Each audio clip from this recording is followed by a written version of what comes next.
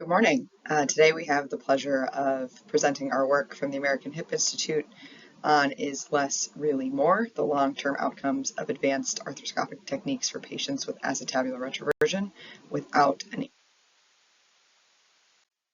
Now we have some disclosures. Those can be found at the AAOS website. Some background on acetabular retroversion. So it's characterized by a posterior lateral facing acetabulum with a prominent anterior lateral wall. Because this can typically lead to impingement and can coexist with dysplasia. Now, as you see in this AP pelvis X-ray, there are three signs that we're looking for to determine acetabular retroversion. The first is the white solid line here, which is the ischial spine sign. Then you've got a posterior wall sign, which is indicated by the white dot in the middle of the femoral head. That is going to be lateral to the acetabulum. And then we've got a crossover sign that's indicated by those red and blue crossing lines.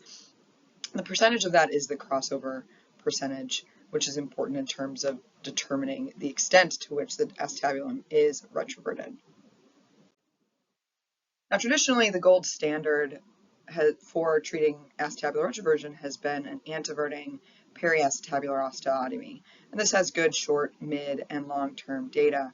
However, in cases of acetabular retroversion without acetabular dysplasia, the question has become, are arthroscopic-based techniques favorable to the longer and larger surgery of a PAO? A little bit more background here. So Dr. Dome and his colleagues back in 2014 reported the first technique of a combined hip arthroscopy with a periacetabular osteotomy at the same surgery. And this showed, and this was published in Arthroscopy, I said, back in 2014.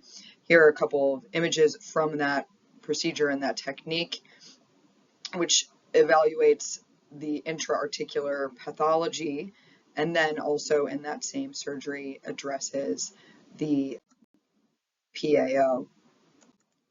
This had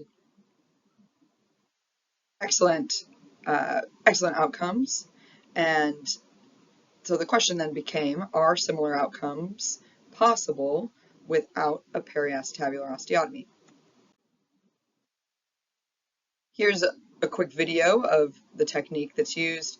There's a acetabuloplasty that's performed, usually 2 to 3 millimeters, and the goal here is to decrease the amount of impingement on that anterolateral aspect of the acetabulum.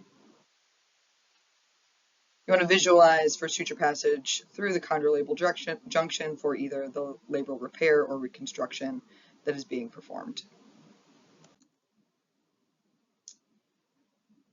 Dr. Dome published, and the group published 2-year and 5-year data showing good outcomes of hip arthroscopy without a periacetabular osteotomy, and the survivorship at that time was 99%. So that brings us to the purpose of our study today, which is to, number one, report and analyze long-term patient-reported outcomes in patients with femoral acetabular impingement and labral tears in the setting of acetabular retroversion following a hip arthroscopy, and then compare that group to a propensity-matched control without acetabular retroversion. We're looking at 10-year minimum for the follow-up on these patients. So we prospectively collected data from patients undergoing hip arthroscopy for impingement as well as labral repair from June 2008 through December 2013.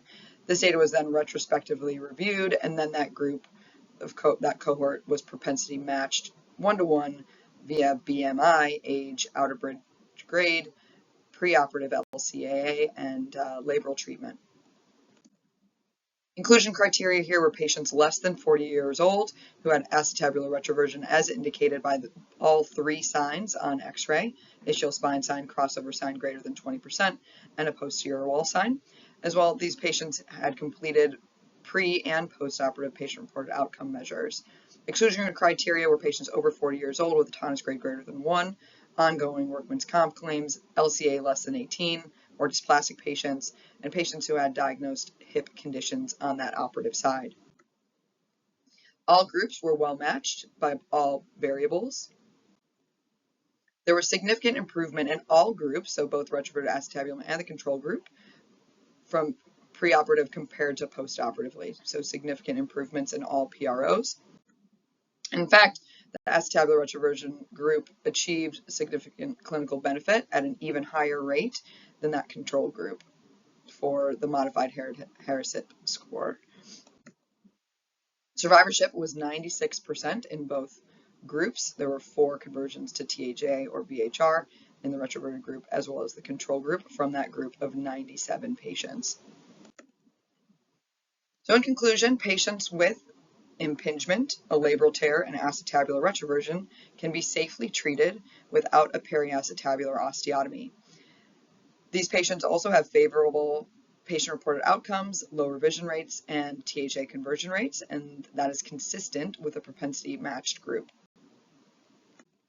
Thanks again for the opportunity, and have a great day.